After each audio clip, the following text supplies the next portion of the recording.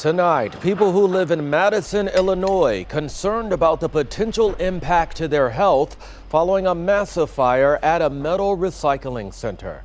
We want to thank you for joining us. I'm Brent Solomon, in for Kelly and Mike. Just hours ago, the governor issuing a disaster proclamation to help send resources to Madison.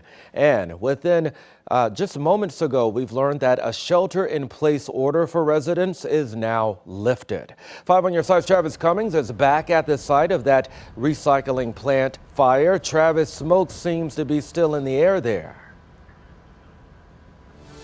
Brent, it certainly is, but there's a little bit of progress. I was able to take my mask off for the first time today, and we're also able to give you a look at some of the remnants we weren't able to give you yesterday because of that heavy smoke and the levels there. Empty shelves of the burned buildings you can see today. Crews worked through the night and continue to air them out this afternoon. That's why the emergency management was able to make that call to lift the shelter-in-place order. Residents nearby question what impact that smoke might have down the line.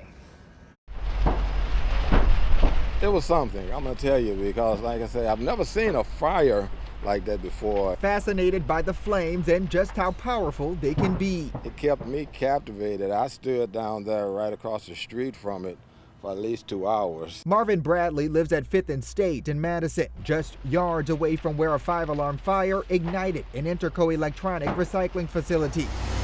A day later, crews continued to pour water over stubborn smoldering and what's left of the now empty shells. This is some of the stuff that she had just picked up on the porch. Bradley and his wife are picking up particles from the blast off their property. There's environmental people coming through, and I've been asking them, is this going to have any effect on us or anything? What kind of effect does it have? Jake, let me know when you're shut down. Madison County Emergency Management lifting a shelter-in-place order for residents closest to the smoke Thursday.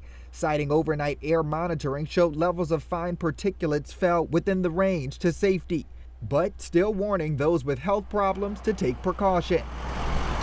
Meanwhile, crews from all over continue to clear the site. We're a small volunteer fire department, 31 guys on the thing, but when you get 200 guys in town working, that's great stuff.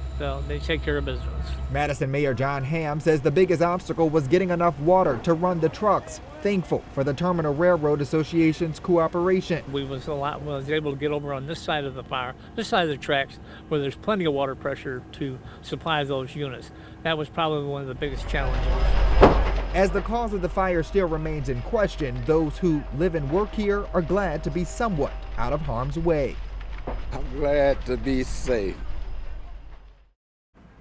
And we want to get you back live now. The Environmental Protection Agency is actively monitoring and sampling the air for particles and other chemical compounds. They say stay indoors from smoky areas when you can, wear gloves and wash your hands after cleaning up. And most importantly, if you feel like you have been exposed and you feel like something's in your lungs, contact your doctor. We're live in the Metro East. Travis Cummings, 5 on your side. All right, Travis, thanks. Today